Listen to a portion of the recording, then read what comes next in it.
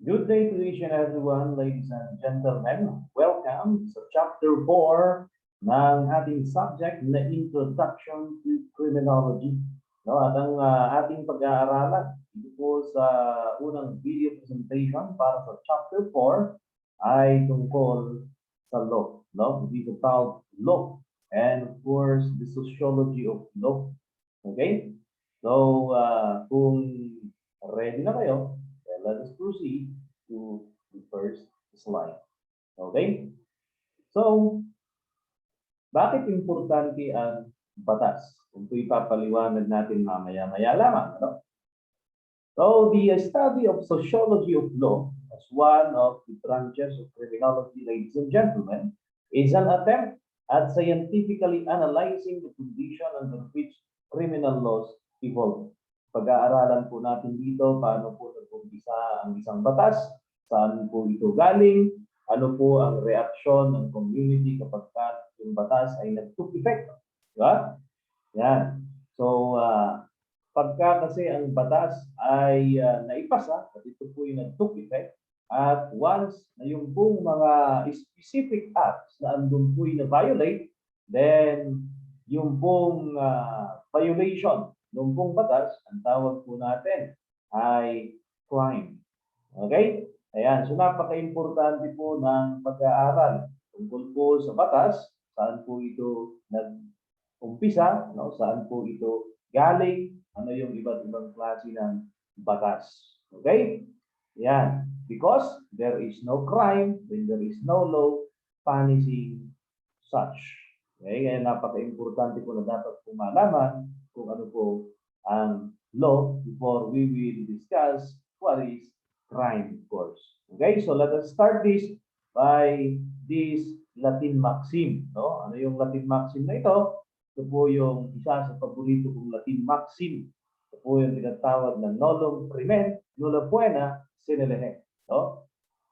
The English translation of that, there is no crime without the law. Okay, ibig sabihin, kung wala pong batas na naipasa, ay wala pong krimen. Okay?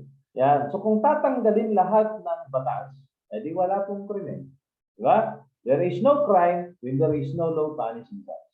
Okay? This is very simple principle. No? It is a Latin maxim. It is also known as legality principle. Okay? It is also known as principle of logomacy. Bakit tinawag pong legality principle ito? No?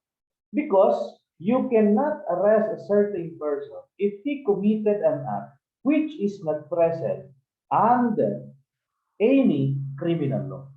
Pagka wala pong batas na nagbabawal doon sa ginawa ng isang tao, ay hindi po siya pwedeng arrestuin. Okay? For example, naglalakad siya, pangit lang yung kanyang panga, arrestuin mo na. Diba? Is there a law that was violated? If there is no law punishing such act, therefore, that is not a crime. You have no authority to arrest that person. Why? There is no crime when there is no law punishing it.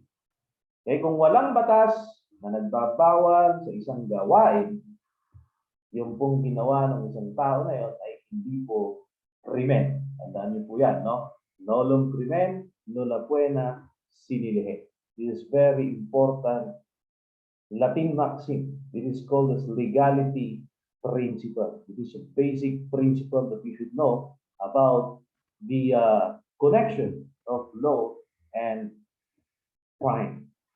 Okay? Yan. So what is law? Law, batas sa Tagalog, siyempre. No?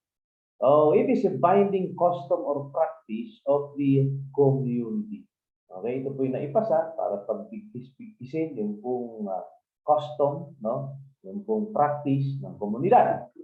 It is a rule of conduct or action prescribed or formally recognized, kasi ito po ay naisabatas ng Kongreso as a binding, no? Between the rule of action of the community, no? Or enforced by controlling authority. And yung pong nagpapatupad nga dito, nag-i-execute, ay yung pong ating mga law enforcement agencies para ito po ay masunod at pag pong malabat. Okay? Laws are devised to limit the free will of men. We have the free will, we have the freedom. However, because of the law that was passed, no, then there is a limitation of the free will of men. Okay? For what purpose? Because the purpose of that so that the government could ensure the safety, no, of all people sojourning within its jurisdiction. Okay, so we have the free will, but we need to surrender this free will or some part of this free will to the government for the protection of people under the government which is existing. Okay, so free will of man is regulated both the laws of the state and the laws of God. Okay? So yung pong ating kalayaan ay meron pong hangganan, no? Meron pong limitasyon lamang. Okay? Para sa ganon ay ang ating gobyerno ay ma-maintain naman yung pong kapayapaan sa ating pamayanan. Okay? At yung pong ating free will ay kontrolado at sumusunod dapat sa batas ng Estado, no, o at sa batas ng Diyos. Okay? Ayan. So, what are the two major sources or origin of law? Ano yung dalawang pinanggagalingan ng pong batas, no?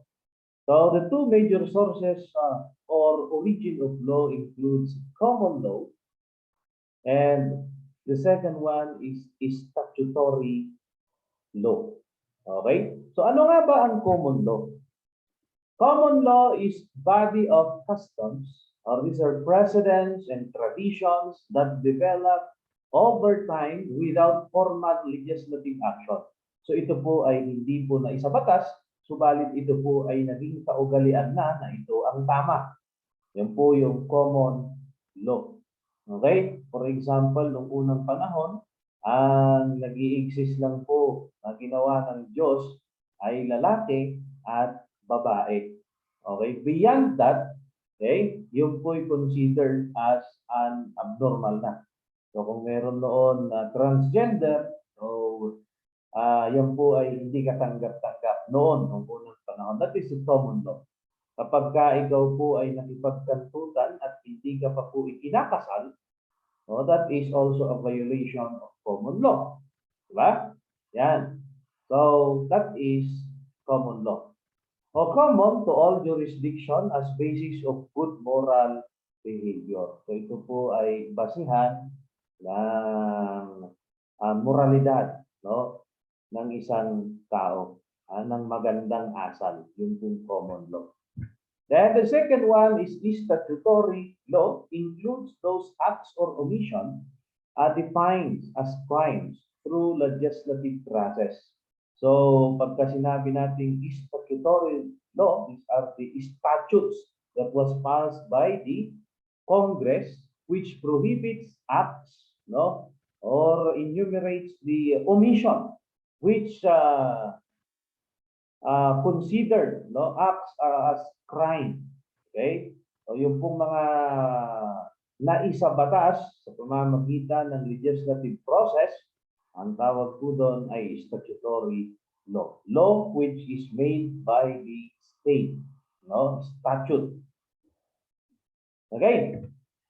Then what are the different types of common law? Okay, meron po tayo divine law, okay? Divine law pertains all laws of God, tulad po ng Ten Commandments, no? Tulad po sa ating mga kapatid sa Muslim, yung pong utos ng kanilang Quran. Yan. We have also natural law, also known as law of nature. And the highest law of nature is self-preservation. So natural lamang na kung ikaw ay nasa panganib, ay ipagtatanggal mo ang iyong sarili. And that is self-preservation. And it is considered as the highest natural law of the land. No? We have also moral law. It is a set of standard or patterns of right or wrong. Okay? So dito po tinitingnan yung difference ng animal at saka sa tao, di ba? Ang tao, meron pong moralidad. Hindi mo makikita yan na nagbabanatan sa kalye dahil mali yun, no, sa paningin ng tao. Morality. Okay? Ayan, yung aso pwede kahit sa kalye. Di ba? Oh, that is moral law. Moral law is part of common law. Okay? So take note of the origin of law. We have common law, statutory law. Under common law, we have divine law, all laws of God, such as 10 commandments, and so on and so forth. Okay? Based on theology. No? Natural law includes the law of nature, and the highest law of nature is self-preservation. And we have also moral law. Okay? Yan po. Susunod. What are the two divisions of law? Ano yung dalawang sangay ng ating batas? Okay? So we have law which is applicable to men or rational being, applicable sa tao, no? Then we have law applicable to all matters, okay, including men, because men are also considered as matters. So law which is applicable to men or rational being in laws applicable to all matters, including men. So under laws which are applicable to men or rational being includes laws which is enforced by the state, commonly known as positive law, those law which requires good behavior. No? We have also civil law, the laws for all civilians, civil law. We have also state law or laws of the state. Okay, we have also law, which is not enforced by the state, which include divine law, laws of the God. We have natural law, as we have discussed earlier, and we have moral law. Okay? Then, laws applicable to all matters, including men. Examples are law on commerce, is for business, law on transportation or transportation laws, property laws, and etc. Okay, so those are two divisions of law in general. Then we have now the criminal law. Ano ba ang criminal law, ladies and gentlemen? And this is the most important thing that you should know. No? Criminal law is a branch or division of law which defines crimes, treats of their nature, and provides for their punishment. And criminal law is made for social control or to control the people, no? Because as we have stated a while back, it is true that we have freedom, but we should surrender some of our freedom to the government for the safety of and security of the people. Okay, yan. So it is made for social control. So what are the four theories explaining the origin of law? So meron po tayong apat na teorya na nagpapaliwanag kung saan galing yung pong mga batas. No? And we have two general model. No? We have the consensus model on how criminal law evolved or nag-umpisa or na-develop. No? We have also the conflict model on how criminal law started or evolved. Okay? Under the consensus model, we have at least three. Okay? We have torts or wrongs to individuals. We have also national process of unified society. And third is the crystallization of mores. Under the conflict model, we have conflict of interest of different groups. Ayan, no? So, under dito sa torts or wrongs to individuals, paano nga ba nabuo daw yung batas? Okay? So, based from this, torts or wrongs of individual, based from the consensus model, laws are products of self-redress. Because if a certain person has wronged you, meron po siyang ginawa na masama sa iyo, so karapat-dapat lamang na ikaw po ay maghihiganti. Okay? So ano ang ginagawa ng pong isang individual kapag ah, siya po ay maghihigante. So, syempre, hihingi siya ng advice mula sa mga elders noon, no? Yan. So, kung ano ang kanyang gagawin laban doon sa isang tao na gumawa ng masama sa kanya. So, maghihiganti yan, di ba? So, andun na yung pong paghingi ng tulong, no? Refer doon po sa kaso, no? Kung ano ang kanyang gagawin. Ano, no? Hanggang nabuo po yung proseso, hanggang nagkaroon na ng batas. So that is according to the torts or wrongs of individuals. We have also the national process of unified society. Ano naman ang explanation nito about bakit nabuo ang batas? Laws are product of reaction of society when wrong occurs. Ano ba ang normal reaction ng ating society pagka may nangyaring isang bagay na ito po'y nakakasira doon po sa ari-arian at buhay ng ibang tao? So normal lamang na mag-establish ng magko-control, no, doon po sa kapwa-tao to avoid distraction. At yun nga, nagpasa ng batas. So that is the explanation. We have also crystallization of mores. No? It explains that laws are product of summation of mores. Yung mga kaugalian, no, na naipon-ipon, tradisyon, kultura, pinagtipon-tipon, hanggang ito po ay maisabatas.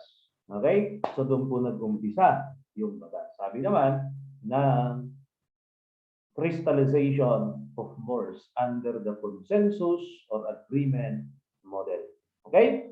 So under the conflict of interest of different groups, it explains that laws are product of conflict of interest of different groups. Yung pong may mayaman at merong mahirap, nasa posisyon, sila daw ang gumawa ng batas para maprotektahan ang kanilang sarili laban sa mga mahihirap. At yung mahihirap, yun din ang tingin na yung mga mayayaman ang gumawa ng batas for protection of themselves so that if those laws are violated, no, then those are considered, or the acts are considered as a crime. No? So those are the four theories explaining how law originated. Okay? So because of self-redress of a certain person, hingi ng tulong hanggang anong mangyari na, no? Dito nag-umpisa yung pong filing of case, mga ganun na, no? Tapos ayusin. We have also the national process of unified society, which states that laws are product of reaction of society towards wrong, no? And crystallization of mores. Okay, so these three are under the consensus model. Okay, while the conflict model is first explaining that laws are products of conflict of different group of people, the upper class and the lower class. And they are stating that the upper class have made laws, no, for their protection. Okay? Ayan. So let's proceed to the next slide. Ano nga ba ang criminal law? Yan. So ito po ay legal na definition ng criminal law, mga kapangarap. No? So what is criminal law? Criminal law is a branch or division of law, kasi meron po tayong law on taxation as discussed earlier, civil law, and so on. Ang criminal law, ito yung sangay ng batas. Okay? Which define crime, traits of their nature, and provides for their punishment. So, iisa-isahin po natin, ano? So, sabi dyan, the criminal law define crime. Kasi kung hahanapin mo kung saan ang definition ng rape, homicide, infanticide, kidnapping, saan mo matatagpuan? Yun po sa criminal law. Hindi mo po matatagpuan yan sa civil law, law on taxation, or the like. Okay? So, saan matatagpuan ang definition ng different crimes? Sa criminal law.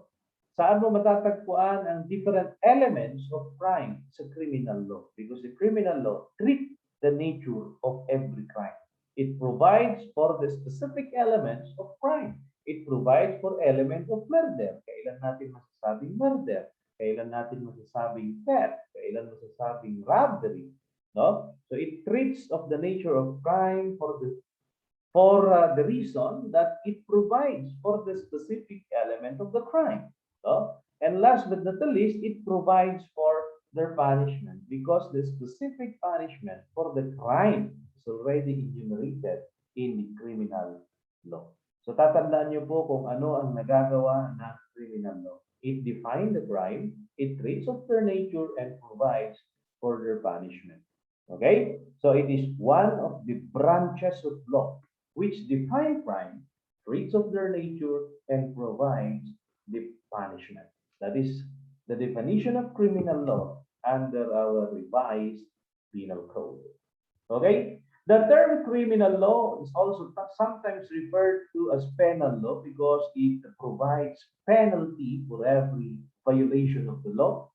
It also refers to any various bodies of rules in different jurisdictions whose common characteristics is potential for unique and often severe imposition of punishment for failure to comply. Okay? So yan. Yun po ang criminal law. Pagka hindi mo na-comply, yun po naka-enumerate doon, hindi mo nagawa, then that is considered as crime by omission. Okay? Pagka ginawa mo yung bawal, then that is crime by commission. You have committed an act which is in violation of law. O sana po maliwanag kung ano po ang criminal law sa inyo. Yan. So sangay ng batas na nagbibigay kahulugan sa iba't ibang klase ng krimen, nagbibigay ng iba't ibang elemento ng krimen, that's why it treats of the nature, at nagbibigay ng karampatang parusa sa bawat krimen ginawa. Okay? Ayan. At ito din ay tinatawag na penal law dahil sa kadahilanan ito po'y nagbibigay ng kaparusahan doon po sa isang akto o gawain na ginawa mo na kung saan ito'y bawal o sa isang gawain na hindi mo ginawa pero ipinag-uutos ng batas. Okay? So, what are the nature and place of criminal law? The criminal law, ladies and gentlemen, it constitutes a separate and distinct department of very legal system. Okay, so it constitutes separate and distinct. Okay, kumpara doon sa ibang batas, no? It belongs to class of substantive law.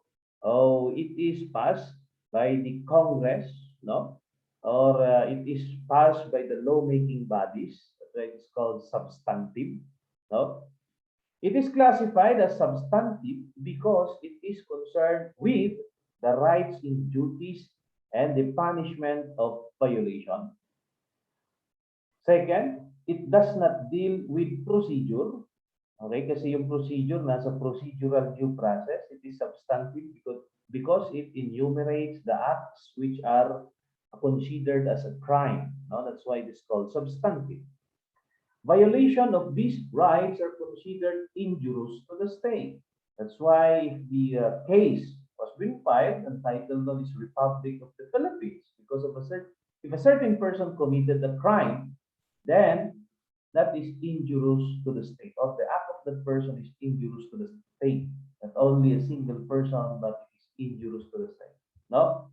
The state is clothed with authority as guardian of order. Okay? Ayan, so the state will be the one to enforce this criminal law. Ano po, no? Yung characteristics and nature of criminal law. What are the principles of criminal law? Ano yung mga principles ng criminal law? No? So, laws in general is any rule of action or any expression of uniformity. Law is applied to every violator. Okay, ito po ay naia-apply kahit sino man, no? Kahit anuman ang kanyang status, mayaman, mahirap, pangit at maganda, pandak at mataba, no? Circumstances, age, and social standing, the law is applicable to him or her. Yan. So law is applied to every violator. Sabi dyan, no? Walang kinikilingan, walang pinoprotektahan, no? Serbisyong totoo lamang. Law is not discriminatory. It defines crimes, traits of the nature, and provides for their punishment. So there is no discrimination.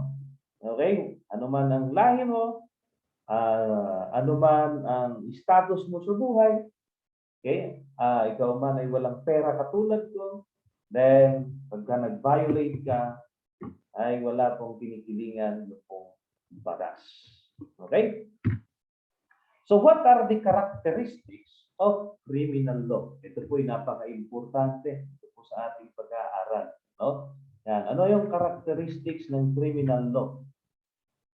We have three characteristics of criminal law, ladies and gentlemen. First is generality. Second is territoriality. And third is prospectivity. Huwag niyo pong kakalimutan yung pong tatlo na yan. No? So we have generality, territoriality, and prospectivity. What do we mean by generality? No? It only means or simply means that the criminal laws apply to all persons who live or sojourn in the Philippines. Diba? So napakasimple. Ibig sabihin, ang criminal law ay na-apply sa lahat ng tao na nakatira sa Pilipinas or sa ating bansa. Kung nag-commit ka ng krimen, ikaw ay nakatira sa Pilipinas, then applicable sa iyo yung batas dito sa ating bansa. Territoriality simply means that penal laws are enforceable within the Philippine territory.